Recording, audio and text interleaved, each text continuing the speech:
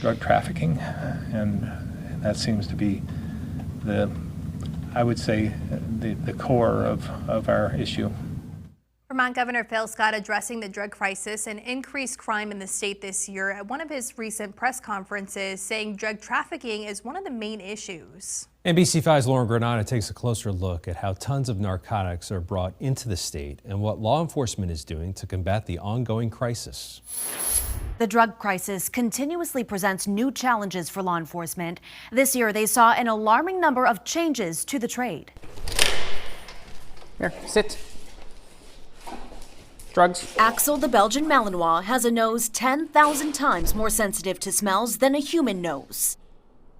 It's how he found a hidden bag of cocaine in just 3 seconds. People will try and hide drugs by wrapping them in plastic and tape, and they'll use masking agents to try and cover the smell of the narcotics, and they can pick it right out. Canines within the Vermont State Police Narcotics Unit play a key role in stopping drugs from entering the community. Without them, reasonable suspicion is not enough to detain somebody for an extended period of time, so we could be letting a whole lot more drugs go than we'd like to if we weren't around. The city of Burlington saw a record number of overdoses this year, but the problem stretches outside of Vermont's biggest city. We have out-of-state people that are bringing these drugs to our community. Franklin County Sheriff John Grismore says Airbnbs were previously being rented to sell drugs, but now there's a new way narcotics from major nearby cities in New York, Massachusetts, and Connecticut are making their way into the state. What they're doing is they're preying upon the, what I would consider victims in this situation, poverty-stricken folks.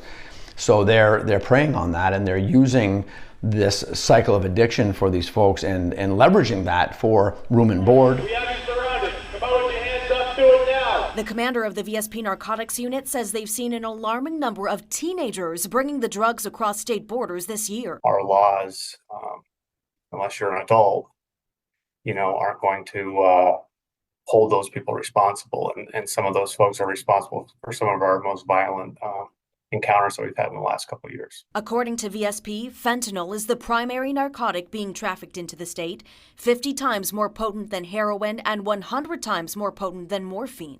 It's almost like they want to chase that first high, and they could never achieve that.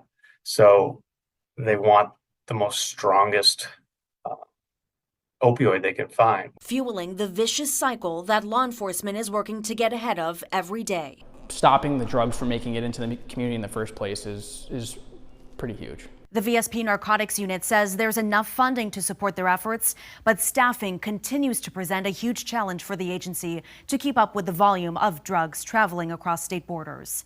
Lauren Granada, NBC5 News.